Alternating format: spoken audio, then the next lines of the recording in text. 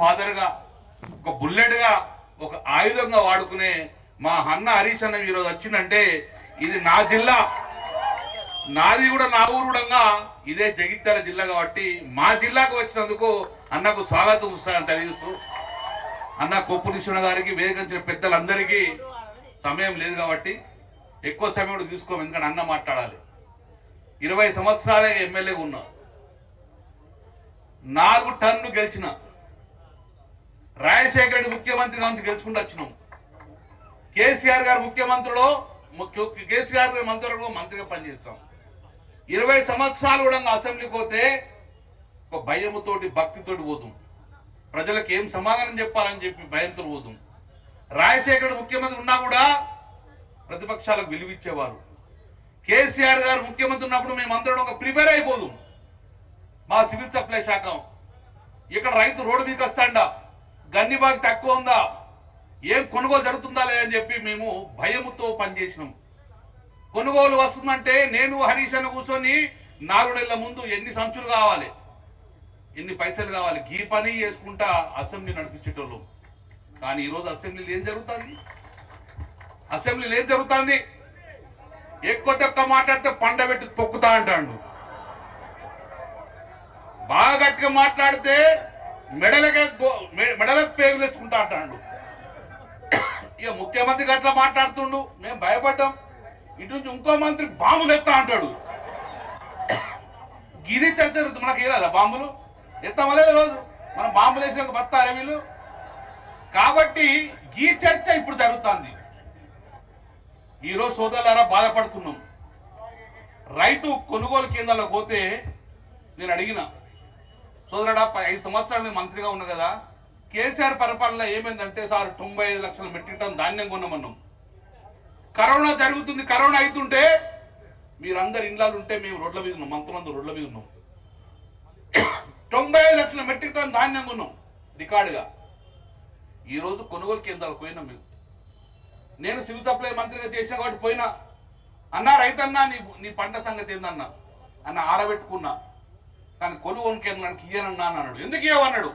అన్న ఈ బియ్యం ఈ వడ్లిస్తే పైసలు అత్యో రావు కాబట్టి నేను ఇచ్చే పరిస్థితి లేదు అనే పరిస్థితి ఈరోజు కాంగ్రెస్ ప్రభుత్వం నమ్మకం ఉంది. కుటుంబానికి, రైతు కుటుంబంకు కాంగ్రెస్ ప్రభుత్వం నమ్మకం ఉంది. బోనస్ ఇచ్చుడు కాదు, ఎంఎస్పీ ధర ఇచ్చే పరిస్థితి లేదు ఈరోజు. అందుకే సోదరులారా ఒక్కసారి ఆలోచించుకోండి.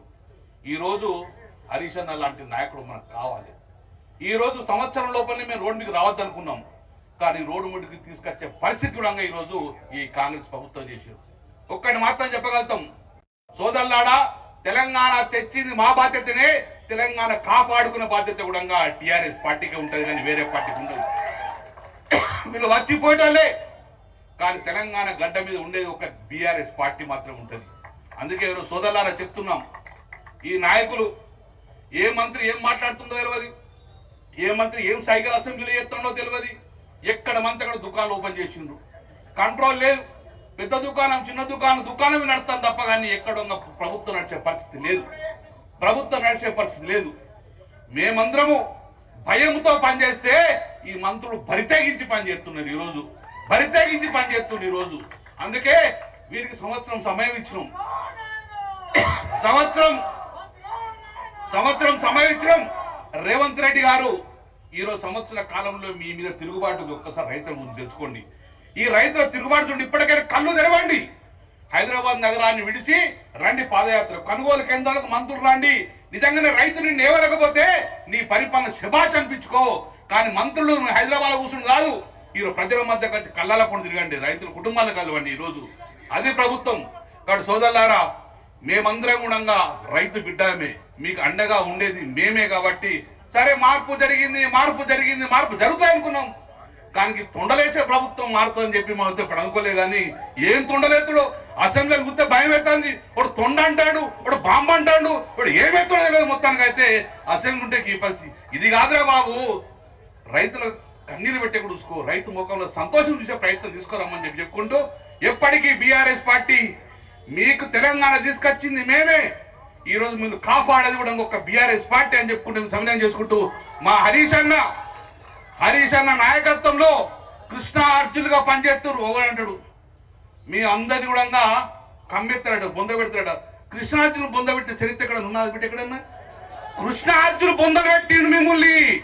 కాబట్టి దయచేసి సోదరులారా, మేమందరం కాపాడుకున్నాం. కాబట్టి ఈరోజు డెఫినెట్ గా రేపు రాబోయే కాలంలో ప్రజల పక్షాన మేము ఉండటం దేనికైనా సిద్ధంగా పోరాడతాం. కాబట్టి మీ అందరికీ కూడా శుభాకాంక్షలు. జై తెలంగాణ.